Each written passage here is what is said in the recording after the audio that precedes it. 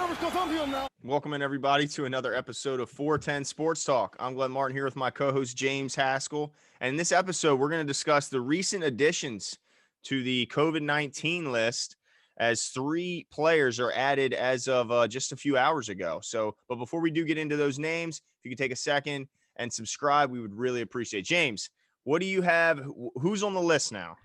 Wait a second. You just called me James. What's wrong with that? You always call me Jimmy. Anyway, All right. It's totally fine. It just makes me laugh.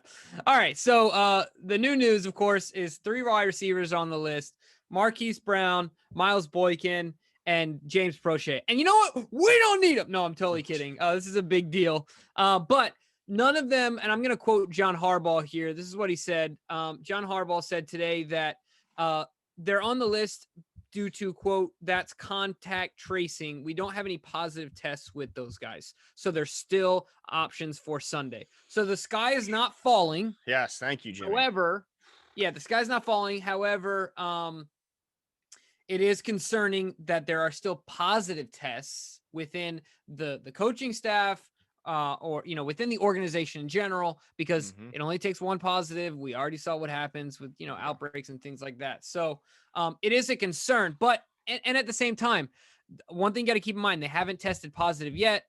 If you develop antibodies, then you can test positive for it. So we got to keep our eyes on that to see if they test positive later on in the week. Yeah, man. Well, I mean, at least it's better news than when the headline comes out. The headline comes out, you assume that they're going to be playing this game without those 3, and it looks as if that another coach actually tested positive. I don't have a word on what name of the coach was, but like you said, it was just they came in contact apparently with that coach on Monday, and that is why they're being put on the list. But as you said, as long as they keep testing positive, we're in good shape. And really quickly, I wonder how different things would be league-wide if coaches and players had financial penalties to testing positive. Like you didn't.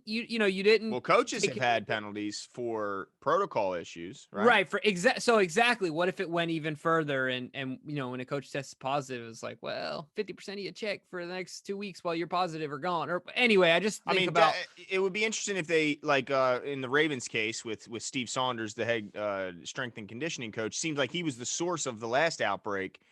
So I wouldn't penalize the players that were forced to miss the games, but certainly consider penalizing how much more would he have kept up with the protocol if he knew that his pocketbook was about to be affected? That's a good point. No doubt about it. So anyway, as that's an aside, I digress. Yeah, and the good news is returning from IR, Terrell Bonds is back at practice today, which with the recent injuries to the cornerback position, that is going to be big. But I just wanted to say hypothetically, not even hypothetically, let's say Prochet, for instance, either has a negative test, has an inconclusive test, for whatever reason can't go on Sunday. Who's going to be the return man? Because he has been phenomenal as our punt returner, has looked like a veteran back there, making really only one bad decision all year, and that's a ball he chose not to catch that ended up resting at the 1-yard line. Other than that, the guy's been perfect. Who would be in there at punt return if Prochet's not? Immediately I thought of Devin Duvernay, but I think it'll probably end up being Chris Moore. You go with the veteran. Who has done it in the past. While he's not phenomenal at it, we just need him to catch the rock. So I don't know. I feel like it would probably be Chris Moore on a short notice like this, based on his veteran status. What do you think? I could see Willie Snead going back there. I think you're right. I don't think that's a good point. Whoever goes back there, I don't think they're looking for him to do much more than just secure the ball and get the ball to Lamar in the offense. So I would go with Snead. I know Chris Moore has a history of kick returns. I don't know how much experience he has as a punt returner, but I have seen Snead back there and know he can get the job done. But let's say Hollywood can't go. I mean, now that's a little bit more concerning when you talk about our leading wide receiver, and definitely Lamar's, if not his favorite target, second favorite target behind Mark Andrews. If Hollywood can't go, who takes his position, and how worried should the Ravens be if he's gone? Right. So if Hollywood can't go, who's going to get 3 drops?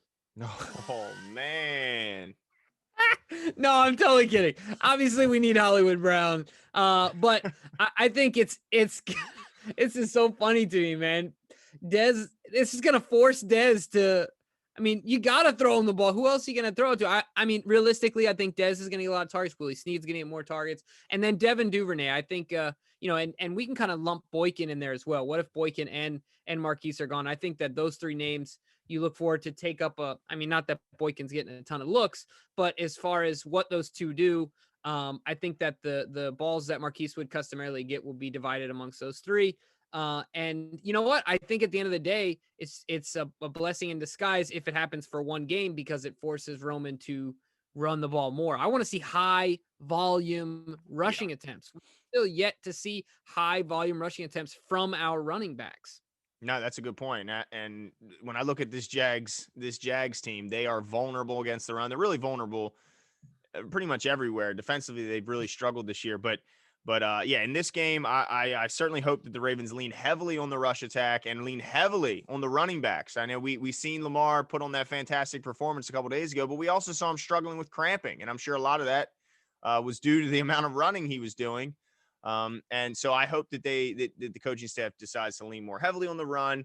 But look, if a lot of fans have been asking for Duvernay to start taking some of the snaps away from Hollywood, especially with his recent struggles and dropping the ball.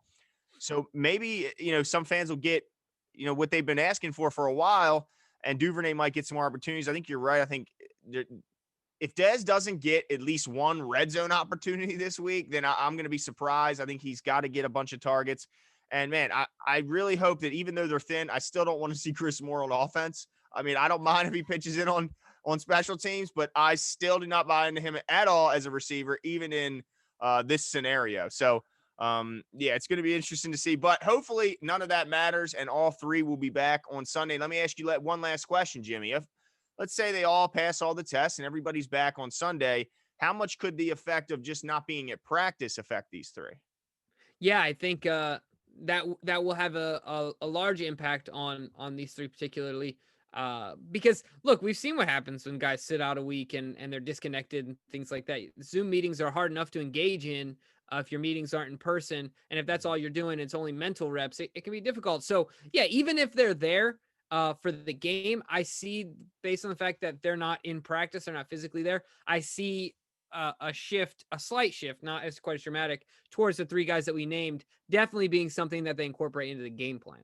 Yeah. Yeah. I think, is there any chance if they are cleared that maybe one of them, now we saw in the last game, or was it 2 games ago, where some guys have come back, but still weren't activated by the coaching staff because of the missed practice and maybe some of the recovery from COVID. Do you think there's any chance that any of these guys don't get activated just due to the lack of practice time?